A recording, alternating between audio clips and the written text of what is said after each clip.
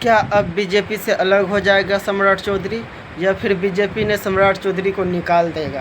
हम ऐसा इसीलिए कह रहे हैं क्योंकि जितना उस पर भ्रष्टाचार का आरोप लग रहा है, अभी अभी जस्ट जनसुराज के राष्ट्रीय अध्यक्ष उदय सिंह जी ने राज्यपाल से मिलकर ज्ञापन दिया है। आप लोग यह वीडियो देखिए, पूरा समझ में आ जाएगा।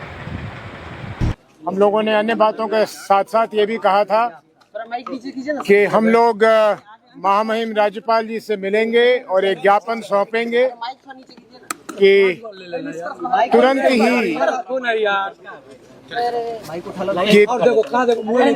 राज्यपाल जी से समय हमें मिला था, लेकिन हमें बहुत खेद है कि अभी जब हम गए तो हमसे राज्यपाल जी नहीं मिले, लेकिन उनके जो मुख्य सचिव हैं या जो भी उन प्रधान सचिव हैं वो हमसे मिले। हम लोगों ने अपना ज्ञापन सौंप दिया। ज्ञापन के साथ साथ उन्हें एक प्रति वो भी दे दी जो पत्र हमने, जैसा कल कहा था, हमने आदरणीय प्रधानमंत्री जी को भी लिख के भेजा है। उनसे भी मांग किया है कि वो तुरंत इसकी जांच करवाकर जो उचित कदम है वो उठाएं। और जैसा हम लोगों ने कल कहा था फिर उसे दोहरा दें कि अगर हमें निराशा प्राप्त होगी प्रधानमंत्री जी के यहाँ से और महामहिम के यहाँ से, तो फिर शीघ्र अतिशीघ्र हम लोग न्यायालय का दरवाज़ा भी खटखटाएंगे, क्योंकि ये बिहार के साथ ही नहीं, ये पूरे देश के साथ, हमारे देश के संविधान के साथ एक बहुत क्रूर मजाक है कि ऐसे व्यक्ति हमारे राज्य के उप मुख्यमंत्री बने हुए हैं। और हैरानी इस बात की है कि शायद अनजाने में हमारे देश के आदरणीय गृह मंत्री जब आते हैं तो उनके साथ सम्राट चौधरी साहब घूमते हुए दिखे जाते हैं, तो ये हम लोगों के लिए बहुत दुखद है। कोई प्रश्न? नहीं, राज्यपाल ने समय दिया था मिलने के लिए। जी, समय दिया था, नहीं मिले। और कोई बाध्यता होगी या उन पे कोई दबाव होगा, नहीं मिले, लेकिन कोई बात नहीं है, नहीं मिले फिर भी हम लोगों ने अपना जो ज्ञापन देना था दे दिया। और मुझे कोई संदेह नहीं, हमें कोई संदेह नहीं कि उन्हें वो ज्ञापन सौंप दिया जाएगा और उन्हें मौका मिलेगा कि उसमें जो लिखा हुआ है उसको वो पढ़ें और पढ़ के जो उचित कार्रवाई है वो करे। नहीं करेंगे तो जैसा हमने कहा कि फिर हम न्यायालय का दरवाजा खटखटाएंगे। तो सबसे मिलते हैं, आम खास सबसे, आपसे क्यों नहीं मिले?